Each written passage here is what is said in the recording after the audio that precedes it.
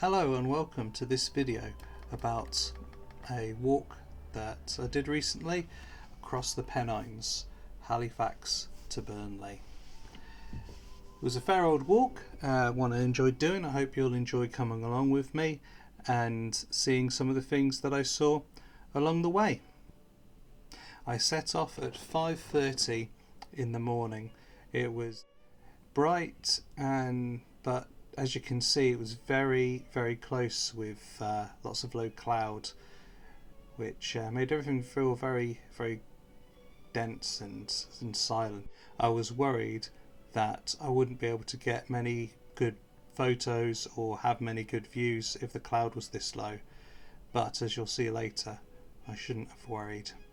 Coming up to the edge here and looking down, you can't even see anything.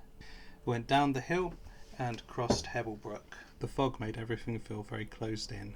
I carried on going around Mixenden Reservoir, coming past a load of sheep.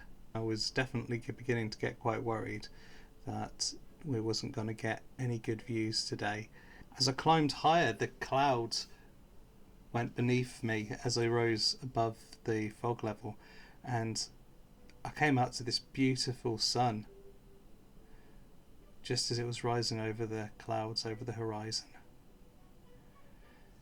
And you can see the windmills there, and it looked solid below me, all this layer of cloud. As I got above it, the different hills were poking out of the cloud like islands coming out of the sea. Absolutely amazing sight.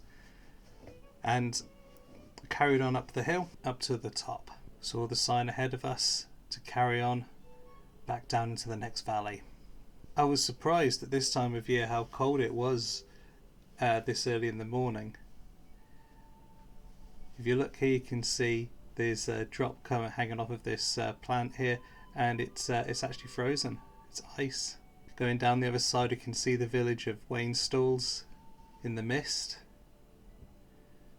Very atmospheric. Looked very spooky, very Victorian. And I carried on down the next bank, down the next hill, and across to the moors. Come across this stream. If you've seen my last video, you'll have seen it before. It always amazes me how dark the water is, but look how blue that sky is. And there's an aeroplane there, and another one, and then if you look back to the horizon, you can see that sea of cloud below us. And there's nothing else up here. Stone stacks on the horizon. And we keep walking. And the next valley, there was this amazing little, it looked like a cotton trail of cloud just snaking its way up like a river. A wispy river.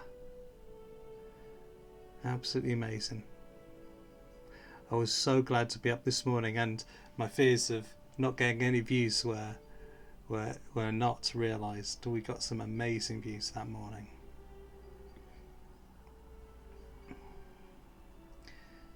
Coming up to the gatehouse, ready to turn off the road and down into the London Valley. I'd carried on walking along this route to get to that gatehouse from the bridge earlier. Getting down to the bottom of the Lud Valley and just about to cross the River Lud. Not looking forward to the incline that was to come. It's an absolutely awful incline that's coming up, but the view at the top will definitely be worth it, especially on a day like today. That's the route I took down the hill, and ready to make my way up the other side. It's an awful incline, but well worth it. And here we are at the top, and you can see that sea of cloud again down below, the sun shining absolutely beautifully. And all that stark beauty of the moors all around beneath that open blue sky. This is Midgley Moor that I'm on now, and you can see in the distance pointing towards Emily Moor. Just the other side of that island poking up through the clouds.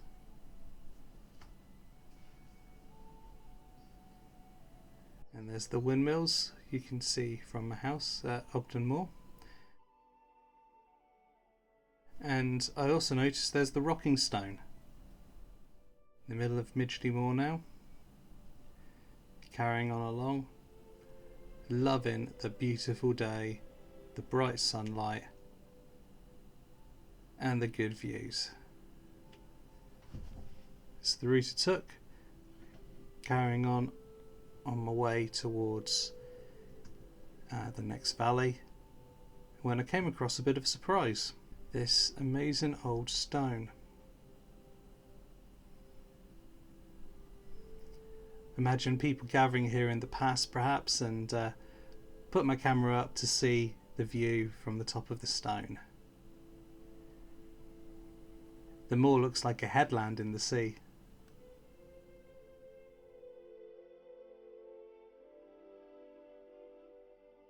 And there you can see Studley Pike. I carried on, got a little bit lost, but got to the other side of Midgley Moor. I added my contribution to the next stone stack I came across, the next cairn, and carried on my journey.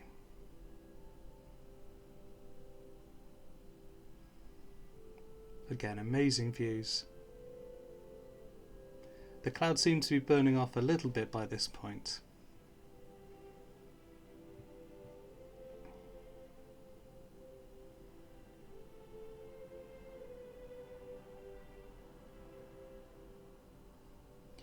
And I'm carrying on the way, this time heading northwest. Carried on along the route, and again I found another surprise. Can you see it?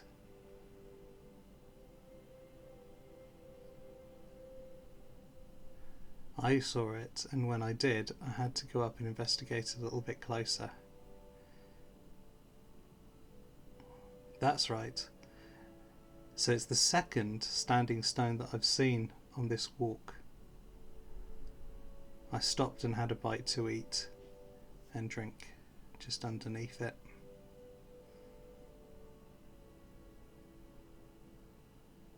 Out in the middle of Midgley Moor.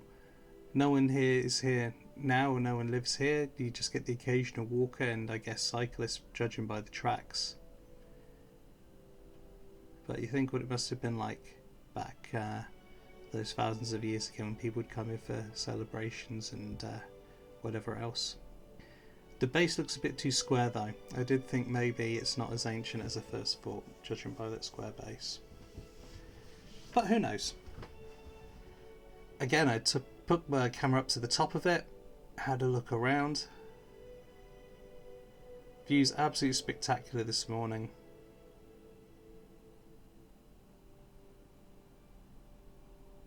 And I could see in the distance Gorple Dam was aiming for.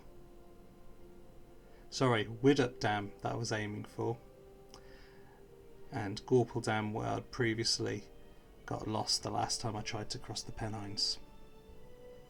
But I was ready to go, and the weather was beautiful and it was all looking good as I carried on towards the A6033.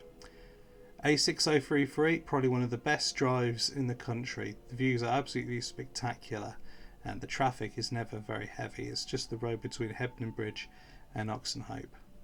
Looking both ways before I cross the road, my mum will be pleased with me. And going down the next valley towards Lum Falls. And there we go, you can see the water going under the bridge, coming out the other side and going into the waterfall itself. That's a lovely little river, lovely lot of stones. No time for stone stacking today, but you can actually swim in that pool underneath the waterfall.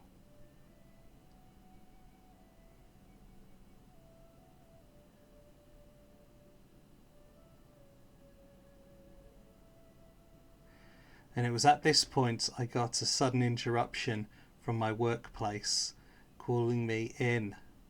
So I had to walk back to town find a bus and get into work quickly. They had a bit of an emergency, unfortunately. So this video is actually 2 walks, not just the one. I had to come back another day and walk all the way over here again to carry on filming from where I left off. So from here is the second attempt at this particular walk. But I got up to Lum Falls. So it's probably between a third and a half of the way across, which I don't think was too bad. I actually thought it was later in the day. When my work phoned, I thought it would be about 11-12 o'clock. It turned out it was only 9 o'clock. So I think to get from Illingworth to Lum Falls before 9:30 is doing well. After Lum Falls, after I'd caught back up to myself again, I went up the hill, went slightly off piste, but managed to realise my mistake and get back on track pretty quickly. So it was a bit of a steep incline, but all the time in the world, and I was going for it. I was going to get across that Pennine mountain range. And here we go. Once I'd got up the top from Lum Falls, looking back, could see all those fields. A bit more cloudy that day, and then look, the open expanse of all that bracken. There's lots of ground nesting birds in there as well. And I carried along the path, just on the edge of that open heathland. Coming a little way down from the hill as well, I was surprised to see the sheer amount of sheep in front of me. Having been in those fields that were largely empty, it seemed quite a contrast.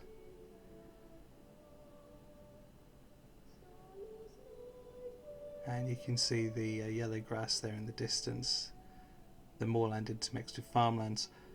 Next came up to Walshaw, which is a last little hamlet before we got into the that gap between Yorkshire and Lancashire where no one lives. It looked a tiny little place. It's probably just one family, maybe, or two, that occupies the whole thing. Who knows? Probably all sheep farmers. The buildings look fairly old, and I wondered about the history of the place. Imagine it would have some stories to tell. So I carried on through the sheep fields until I came to the next river. Lovely old bridge. And Castlegate Bridge as well.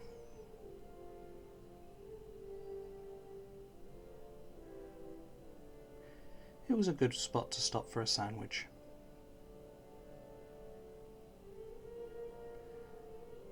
On the way to the next point, I spotted this unusual bird.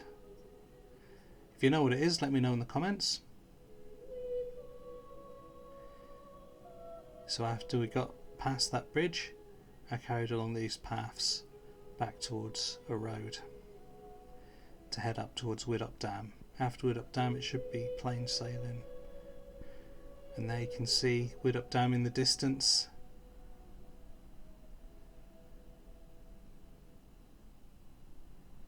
Just up this road.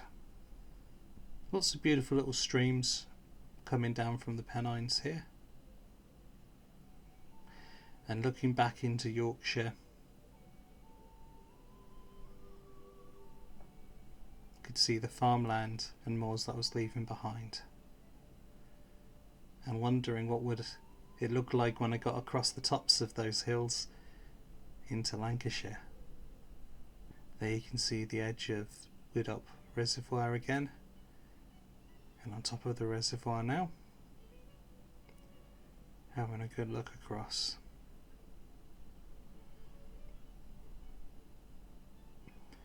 Next, across the dam,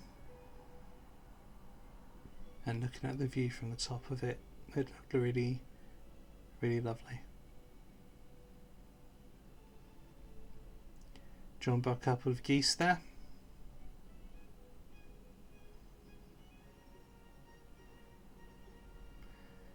And these stones are called the Cludders, and I was impressed by nature's stone stack here. All these stones on top of each other. Looks very prehistoric. That one there on a bigger stack. So carried on around Wood Reservoir and up into the higher hills. I was about to crest the tops of those hills, so I took one last look back behind me over Yorkshire.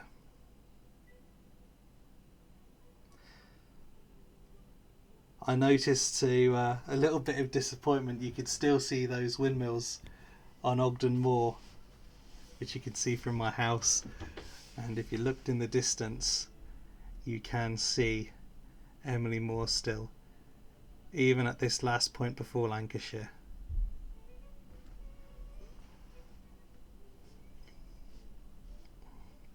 So carried on over the spine, curious what I'd see the other side.